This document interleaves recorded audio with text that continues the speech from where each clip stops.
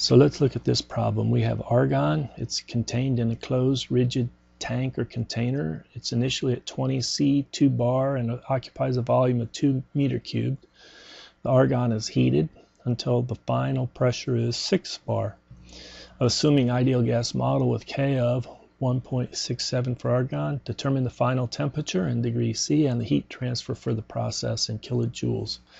So first of all, what's the ideal gas model? Well, it's that the pressure volume is equal to nR bar T, always for an ideal gas, as well as that U is a function of temperature only and enthalpy is a function of temperature only. Those are the three things for an ideal gas model. Okay, all we do for part A is use the first ideal gas equation, so you can write it at that P1 V1 divided by T1 is equal to P2 V2 divided by T2, since both of them are equal to the number of moles times R bar, or if you like to work in mass, the mass times R, either one. Well, let's just not have a run-on equation. This is our equation here. For this problem, our tank is rigid, so the volumes don't change, and you get a final temperature is equal to the initial temperature times the final pressure divided by the initial pressure. And we substitute numbers, but when we substitute numbers, we must use absolute temperature and absolute pressure. They must be absolute temperature and absolute pressure. Cannot be gauge pressure and cannot be a relative temperature. Cannot be degrees C, must be in Kelvin. So when we convert here, we have to put in 20 degrees C plus 273.15. That's in Kelvin. We multiply by the ratio of the pressures, 6 bar divided by 2 bar, and you calculate that the final temperature is in Kelvin 879.45 Kelvin. You want to subtract off 273 to get the final temperature in degrees C. So it comes in at 606.3 degrees C. There you go. So that's our answer for part A. Good. Now, what about that heat transfer? Well, do an energy balance. And so we have that the mass times the change in internal energy, U2 minus U1, is equal to how much heat was added minus the work done during the process for the argon as a system. Well, argon's not expanding, or it's not being compressed, so the work is 0. And then we have just the M times the delta U. Well, you think, if I'm interested in this Q, I need to get the change in internal energy for the argon, where it starts at this, this U1 is the internal energy for argon at this temperature of 20 degrees C or 293.15 Kelvin. And then U2 is internal energy of argon at the 879.45 Kelvin. Okay, so that's our challenge. How do we find these values of argon? Really what we're just interested in is the change. Well, you would typically start by looking in the appendices. So you go to the tables, and it's not going to be in table A1, not going to be in all the steam tables and refrigerant tables and ammonia and propane and all that. And you come down and you say, well, is it going to be in the properties of solids and liquids? No, it's a gas. Is it ideal gas specific heats of common gases? Let's take a look there. So we take a look, and we have in table A20, air, nitrogen, oxygen, hydrogen, carbon monoxide, carbon dioxide, but no argon. Okay, let's continue the hunt. Maybe we take a look at variation of specific heat, constant pressure with temperature for selected ideal gases. So we'll take a look at that table, table A21. And so it has this analytic expression, a polynomial expression where the temperature's in Kelvin and you have up to a 4th power you have this C sub P bar divided by R bar, which is the same as C sub P on a mass basis divided by R on a mass basis. And these are the coefficients alpha, and then beta, and then gamma. Okay, but we have them for gases. Carbon monoxide, dioxide, hydrogen, water, oxygen, nitrogen, air, sulfur dioxide, methane, etc. And I don't see argon. No argon in that list, but we got to pay attention. Is argon a monoatomic gas? And argon is a monoatomic gas. That little footnote, what is that, letter A, you come down here and you say, oh, monoatomic gases such as helium, neon, and there's our argon. And a lot of students will just not know where to find properties for argon. They'll spend a lot of time looking, and they'll be very frustrated because it's sort of hidden in a footnote if you want to go this route. Okay, and then they say argon really has a beta equal to 0, a gamma equal to 0, a delta, and what is this, epsilon. All these are 0, and it's just 2.5. And so they're saying that C sub P divided by R is simply 2.5. Okay, well, that's very consistent with the K of 1.67.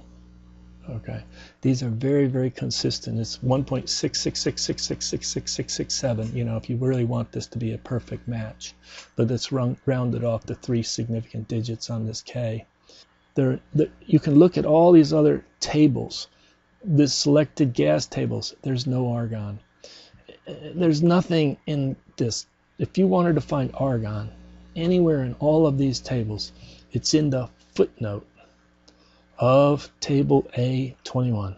Again, in the footnote of table A21, as well as if any other monoatomic like helium or neon, there just aren't any properties. Oh, they may have in table A1 the molar mass, but they won't have anything else for those gases. Okay, so you think for a minute and you say, well, if the U is a function of temperature only, and for that monoatomic gas like argon, the U is equal to, how do I write that? Let me get rid of this. Let's do this. A change in U is equal to a constant value C sub V change in temperature, or a final U2 minus U1 is equal to just a constant C sub V T2 minus T1 for monatomic, because this is a constant specific heat. Okay, that's what we got out of table A21 for monoatomic gases. So we can replace this by the mass times the single value of C sub P, final temperature minus initial temperature equal to Q1 to 2. So that's what we're looking for, that heat transfer. How do we get the mass? Well, you can go M is equal to, well, the ideal gas equation is PV is equal to mRT.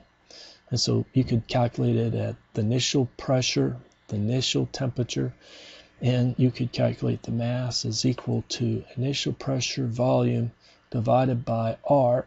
I can replace that R with R bar divided by the molar mass, or I can put maybe R bar with the molar mass up here. Either way, either you calculate R on the side, or you just use R bar divided by molar mass. Let's do this. I think I calculated R, and I'll give you that value. And so we'll divide by R and then T1. And so this R, when the molar mass for argon is 39.94 kilogram per kilomole,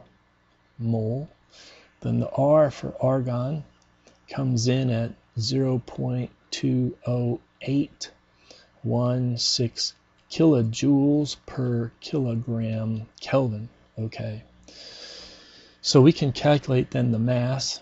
The mass of this system comes in at 6.5549 kilograms. Very good. So we have this mass right here. A little bit of work to get the mass. We need that specific heat constant volume. Well, a couple different ways of doing it. You can rederive the equation or just remember the equation in the textbook. The equation is C sub V is equal to the R divided by K minus 1. So we already had the value of R. What was the value of R? 0.2086. Okay, 0.20816. Lift out that 1. Divided by the 1.67 minus 1. And so the specific heat constant volume, C sub V, 0.31069 kilojoules per kilogram Kelvin. Okay. So now we got C sub V. We have T2, T1. We have everything to calculate Q1 to 2. So let me just encourage you that you can substitute those numbers, run the math, and you'll pick up 1194 kilojoules. So one of the reasons I wanted to show this problem, well, people get, they spend a lot of time looking for properties of argon. When you see argon or neon or helium, remember monoatomic, and then remember that footnote in the table A21, and then you can use that the C sub P over R is equal to 2.5 as a constant, all right? As well as there's a couple relationships that we used. I just used this relationship right here. I left in red. That's in the textbook, as well as another relationship, C sub P is equal to K times R divided by K minus 1. And you can use these relationships even if it's a function of temperature. If you just know what is my value of K and what is my value of R, then I can calculate C sub P or C sub V. All right. Maybe I should emphasize that this, I made a minor point here about K is either a constant for monoatomic gases or it can be temperature dependent.